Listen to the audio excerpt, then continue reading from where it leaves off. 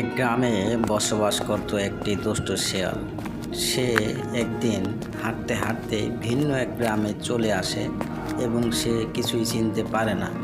এই না চিনতে পারার কারণে সে কি করবে এটা ভাবতে ভাবতেই দেখা পেল রাস্তার মধ্যে এক চাষি লোকের।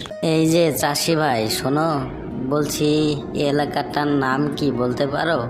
আসলে আমি এলাকাতে নতুন এসেছি তো। এই এলাকাটার নাম বিজয়নগর। তা তোমাকে তো এর আগে কোথাও দেখিনি ভাইয়া এলাকায়। খাবারের খোঁজে বের হয়েছিলাম, হাঁটতে হাঁটতে কখন যে কোন রাস্তা দিয়ে কোন দিকে ঢুকে পড়েছি বুঝতেই পারি। তা এখন তুমি যাবে কোথায়? সামনে যদি কোথাও একটা জঙ্গল পাই সেখানে রাতটা কাটিয়ে দেবো ভাবছি। এই রাস্তা ধরে কিছুটা সামনে আগালেই একটু পরে একটা জঙ্গল দেখতে পাবে। ঠিক আছে কৃষক ভাই, তোমাকে অনেক ধন্যবাদ।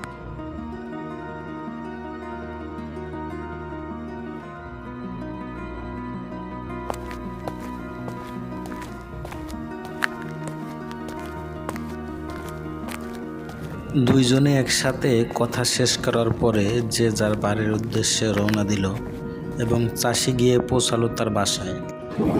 বাজার থেকে মুরগির খাঁচাটা টেনে আনতে অনেকটাই কষ্ট হয়েছে, যাই একটু রেস্ট করা যাক।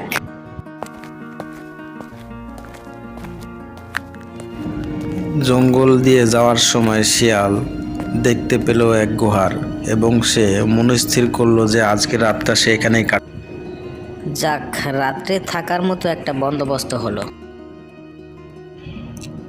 কালকে তো মুরগিগুলো এনে ওইভাবে রেখে দিলাম, যাই আজকে দেখি কি অবস্থা মুরগিগুলোর আজকে একটা থাকার ব্যবস্থা করতে হবে।